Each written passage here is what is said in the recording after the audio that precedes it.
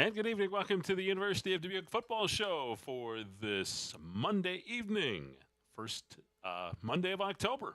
And we're into October football now as we talk University of Dubuque football and the Spartans coming off of a loss at Central College, which we'll talk about here in just a moment, getting ready for another home game on the UD campus this weekend as the Nebraska Westland Prairie Wolves will come in. But first order of business, Coach Stan Zwiefel.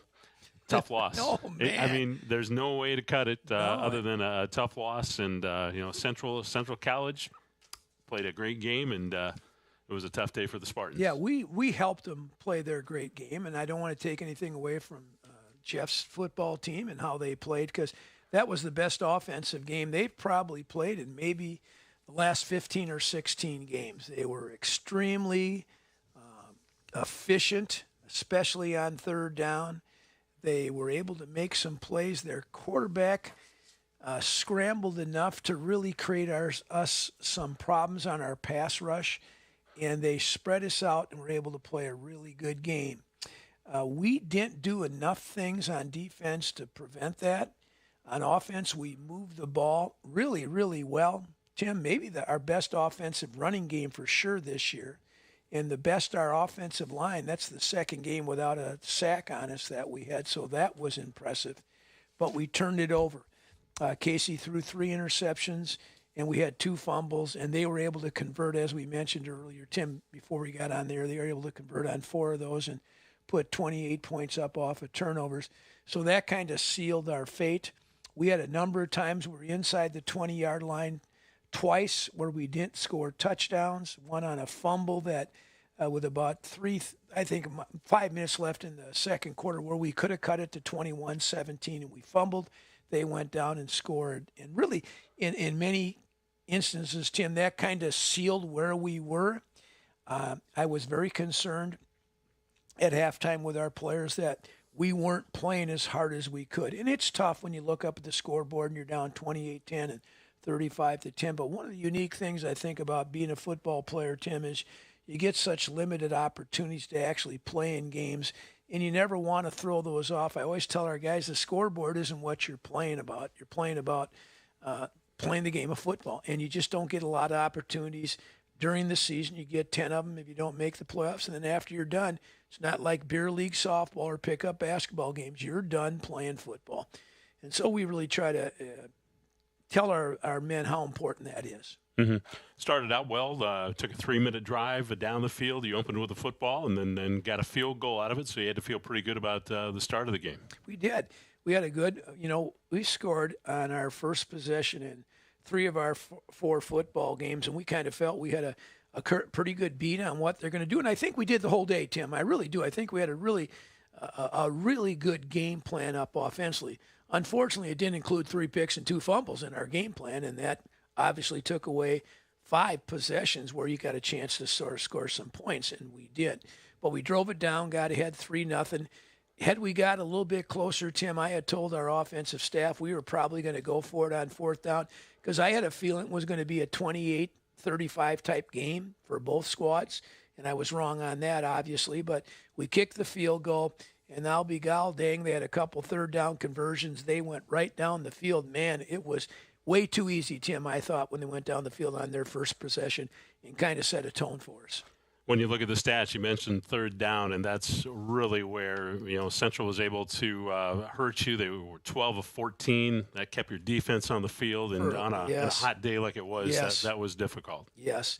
I talked to you, Tim, last week. We had said I think 1st down was going to be a very important down. Then obviously 3rd down is because you can maintain staying on the field, your offense, and your defense has to stay and play in that heat. And it was, oh, my gosh, Tim, it was much warmer than when we played Wittenberg, and everybody was concerned about whatever was going on. Here we are in the last Saturday in September playing in 93, 94-degree heat, and they handled it better than we did. Now, of course, when you go on the road, Tim, you're only taking 60 players, and when you're home, you got 110, 120, 130 suiting up. So the substitution package becomes a problem. And I want the fans to understand it's not the substitution problem that you have on your offense and defense. It's filling out the special teams. Mm-hmm. So now you got to use some guys who are playing both offense and defense on some of your special team units, And when you give up the amount of third down conversions we did, all of a sudden they're playing 90-plus snaps in 94-degree weather. You know, it was 21-3 after the first quarter, and felt like you were maybe getting back into it. You put a nice 8-play, 75-yard drive together, turned into a touchdown, 21-yard touchdown run by Fabian Jackson. So it had to feel like maybe you had a shot there. Tim, I really felt we're at a turning point there to get back in the football game, get a stop, get out, get a chance to go back. And unfortunately, it didn't materialize for us like I hoped it would. But yeah, you're down 11 points, and I think our offense was, again, as I said, Tim, we were able to run the ball more effectively in this game than we were in the first three. And our number 1 and number 2 tailbacks were out of the game. They did not make the trip. We played with 3 and 4. That's not a big deal. We'll play with 3 and 4, and we'll be all right. I think it's a credit to our offensive line and Coach Crable, our offensive line coach, and Coach Hookstead and Coach Plessel and Coach Mathis, our offensive coaches, put together a nice run game plan up against them, and we were able to execute that and be efficient in the run game. So I felt good about that. But, Tim, we could never climb that mountain to get it any closer. Yeah, it was 28-10 at halftime. They scored right before halftime, about 3.5 minutes left to go, and then came right out in the third quarter, put a couple of touchdowns on the board, including that interception return for a touchdown. One of the turnovers turned into a direct 6 points, and that was really the thing that sealed it. That was kind of the end, and it was still pretty early in the third quarter on that one. We ran a smash route, and we had a bad read by Casey, and he threw it to an outside backer, and then he just circumvented the field. We had a number of chances to tackle him, but you got offensive linemen, folks trying to tackle a kid that's a pretty good athlete. But that was really, I thought, just, man, did that typify what we did during the game. We just drive it and then make a costly turnover and mistake. And, that was hard, Tim. That was really, really hard. And I think one of the hardest things is, Tim, that people who've played sports will understand is, man, you got to stop looking at the scoreboard when you're getting beat that bad so you can play. And when you look at the scoreboard, I think human nature is, oh, my gosh, the game is over, and et cetera, et cetera. And that's just not the way to play football. But it happened, and like I said, that was a complete defeat for us. They beat us in coaching. They beat us in players. They beat us in scheme. You mentioned the running game produced almost 200 yards rushing, 187 yards. I think that's the highest total for the season. 443 yards of offense. So, as you chronicled before, I mean, you were able to move the ball. Yeah, 443 shouldn't correlate to 16 points, Tim. 443 should correlate somewhere between 28 and 35. But you got 5 possessions where you don't get a chance to score because you turn it over. Thus, obviously, now you got only a handful of possessions left to score on. I thought one of the biggest things was we were 3rd and 2, and we got a first down. We were trying to hurry up a little bit, and we fumbled the next play at about the 14-yard line. I think we could have closed it to 35-17. At least you're back in the ball game, you know what I'm saying? But we fumbled, and they immediately went down and scored and put another one in. So I thought we never gave ourselves a chance, Tim, to get back in the ball game. And obviously, they never gave us a chance to get back in the ball game either. We had some really, I came after that game and watched the tape when we got back Saturday night extensively. I thought our offensive line, as I talked about, had a nice job rushing the football. As you mentioned, 187. We did a nice job, again, protecting the quarterback. Boy, we had a clean pocket, Tim. For almost 90% of our throws, we had a very, very clean pocket, which I think is going to show up here as we move along this season. And so that's the best game our offensive line played. If we can maintain that level and get a little bit better, it'll really bode well for us offensively.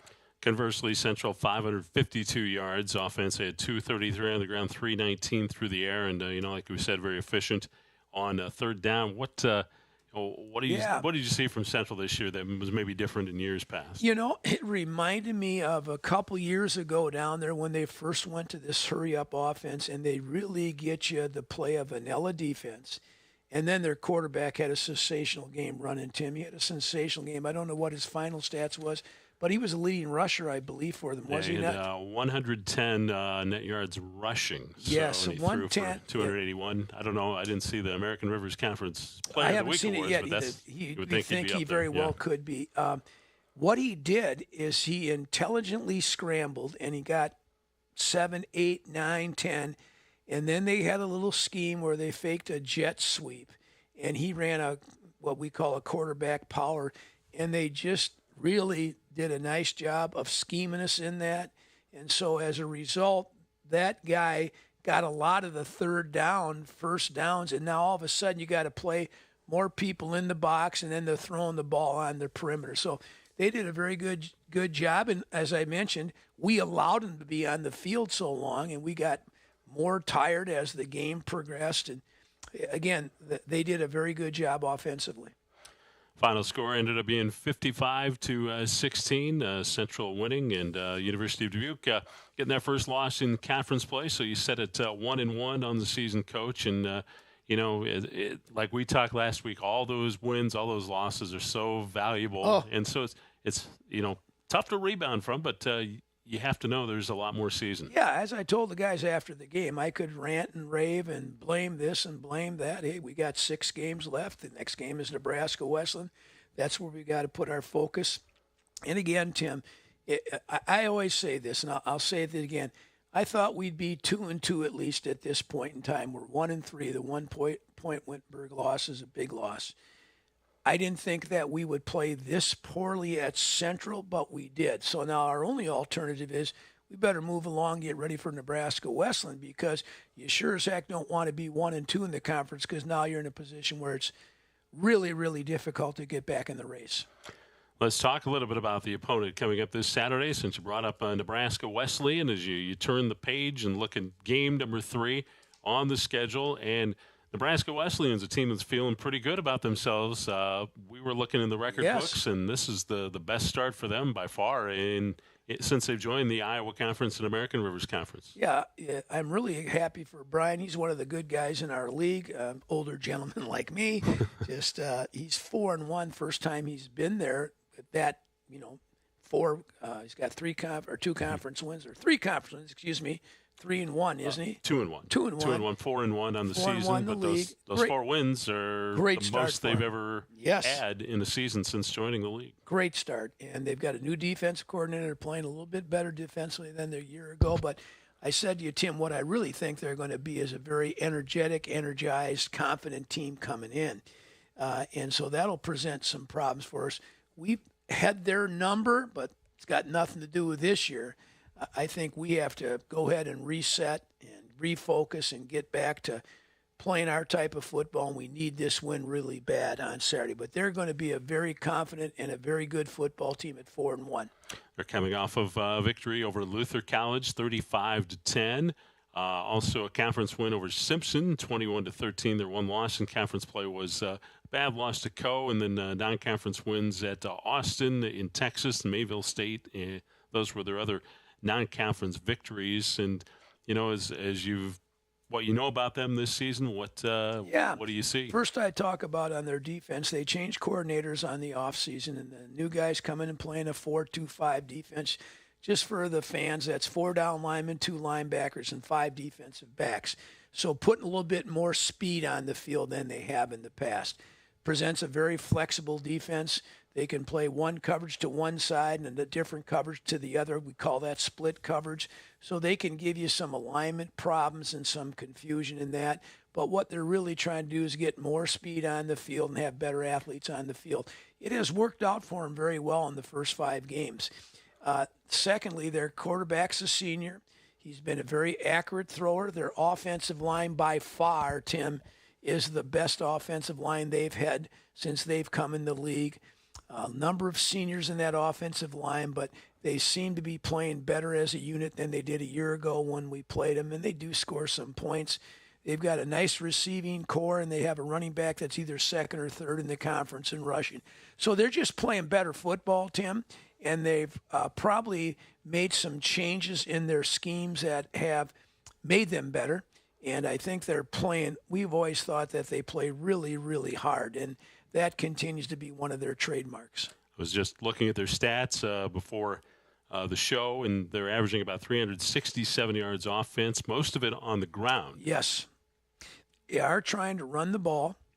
They've had some good conference games thrown it. specifically against Luther and against Simpson. But they are going to try to establish a physicality.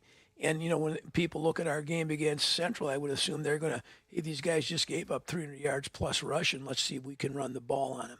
I expect our defense to really, rebound and respond to how we played on Saturday. Now, of course, Central posed a whole different scheme than Nebraska Wesleyan is going to pose to us. But Nebraska Wesleyan, I'm sure, is thinking this is a game we can finally beat Dubuque. We've had great success against them since they've come into the league. And I think, as I told you, I really like Coach Keller. I hope he wins them all except when he plays us, obviously. So it'll be a really good challenge for us. Tim, I'll say a couple things here about the game at Central. We did a nice job on punt. We only punted twice because of the turnovers. Connor Holler, our punter, is leading the conference in conference play at punting average, so that's really good. Liam Smith came back and kicked off and got extra points and got a field goal. So our kicking game was back to where we thought it could be and should be as a result of our injuries. As I mentioned to you earlier, we have two of our number 1 and number 2 running back are out. I don't think they'll be back on Saturday, but it was kind of interesting. It was our best rushing game without our number 1 and number 2 in there. So Devin Moore and Fabian Jackson handled the running game for us, and both did really, really well. Yeah, Devin had 119 yards, rushing 56 yards for Jackson, and so, yeah, that's a great day running the football. So no doubt about that. Was there anything else about the Central game before we? I should have said that earlier. No, it's okay, Tim. It's okay. Yep. When you think about the game, you go back. Terrible disappointment from the staff and the players, and of course, how long you carry that disappointment is a key to how you're going to prepare for this game in Nebraska Wesleyan. I'd be fibbing if I told you I still don't have a real bitter taste in my mouth, and I really do. How that'll translate, we'll find out on Saturday, but it's not anything to do with me. How fast do our players rebound? And the only message I gave them on Sunday is we can't get the Central game back no matter how hard we want to. But the most important thing is how we prepare this week for the game on Saturday. Do we put our preparation in intensity, enthusiasm, focus, those kind of things? Because, Tim, we're 1-3. And so that's never good when you're 1-3. And one of the things I always tell our coaches and our players, it's easy at 1-3 to feel sorry for yourself and look for excuses and reasons why. And what you really want to do in 1-3 is be so darn ticked off that you don't want to be 1-3 anymore, that you'd like to get back to 2-3, but more importantly, 2-1 in the league. Back to Nebraska Wesleyan, just defensively, they're 4th in the arc in yards allowed, 372 yards a game, but just 93 on the ground. So your running game will be it'll be tested. Yeah. And I really think, as I've told you, Tim, earlier about they're trying to get their athletic people on the field. I think we're going to have a good matchup against their rush defense. I really do. I think we're going to be in a situation where we can start to build on the offensive line, getting better in game 3 and getting better in game 4. And that's the key to the rush game, is how the offensive line is able to stay on blocks and block correctly versus the schemes. And then I think the next thing that's really important is, can we were efficient, but you can't turn the ball over. So you got to have ball security, which we'll emphasize like we do every week. But our quarterback's got to make better decisions. And Casey's got a lot of talent, and sometimes he relies on his talent a little bit too much and not where we should be throwing the ball. But I expect him to really rebound from this game and have a great game on Saturday. I was looking at the forecast, Coach, and one thing in our favor is it's under 60. Yeah, it's going to be more like fall. Yeah, 55 degrees it says right now at kickoff. God dang it, does that sound good, Tim? It's really funny. You're playing the last Saturday in September, and it's like August 1st. Yeah. And it was brutal down there. It really was. Now, it was brutal for them, too. So, obviously, they accommodated better than we did the heat. But, yeah, it doesn't seem like we've had football weather yet in this season. Haven't. So I'm excited about that, the change of temperature and getting a little bit more like football like in the Midwest.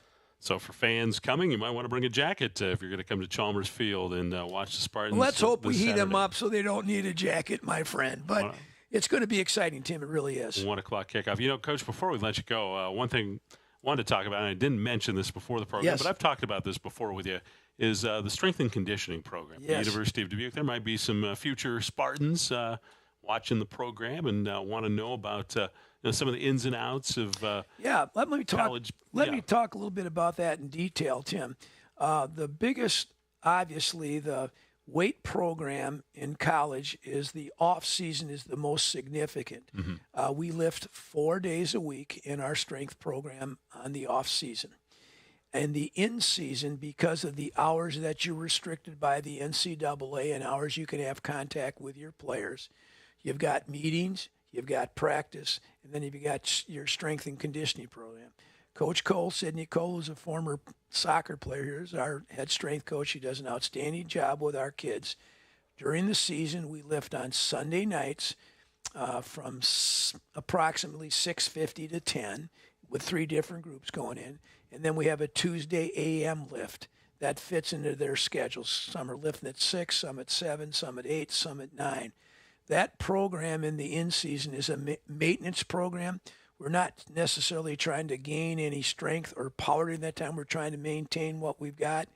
We do a lot of stretching. We do a lot of things that will improve their running, quickness, etc. But the in-season program, because of the practice hours that you got, is really geared to maintaining levels of strength that they had prior to the season starting, and then trying to do as much injury prevention as you possibly can. Then when you get into the off season, now you're really trying to build speed, power, mass. Some guys were trying to take some weight off, my friend, and we do that in the in-season too, but it's tough to have a guy lose significant weight in in-season because you lose the strength. And then, of course, in the in-season, not only do we have lift on Sunday night and Tuesday mornings, on Tuesday nights and Thursday nights, our players have a mandatory studded table from 6 to 9. And so you can see that they don't have a heck of a lot of time for themselves. And no matter what anybody says, we still are Division III. And so you're trying to balance the academic part of it. You've got to lift, because if you won't lift for the 14 weeks in the regular season, you'd have more injuries and loss of levels of your strength. So you're always trying to balance that. And then there's always a ton of things going on. One of the things I would want to mention to you, this Thursday morning, we're doing our community service hours. Our football players are going down to downtown Dubuque and help do some things with the community of Dubuque, the businesses and so forth, from 9 to noon. And so there's always a lot of things that you have to do as an athlete. So as a coach, you're always trying to figure out, how can I balance that part and still have some kind of social life? And there isn't much during the fall, Tim. There just isn't. And then we have a number of mandatory meetings that they have to go by the university programs. And so it's really a very busy fall. And so what Coach Sidney does, Coach Cole does with our weight program, is very important, because it maintains, as I mentioned, the strength, but it's an injury prevention as much as anything else, because our sport is so collision. We're getting guys nicked up, soft tissue, shoulders, those kind of things. And the more you can do to enhance their strength, the better off they are in staying safe. Well, that's one of the things that, every time I go into the Clapity Wellness Center is just marvel at how, it's come along since I've been here. I've been here 20 years and in Dubuque, and just seeing the facility grow and the commitment to the and program. that surely is, when I played in Division III a long, long time ago, our weight training was optional. And so, the guys that really wanted to play and understood it did the weight training. The guys who didn't.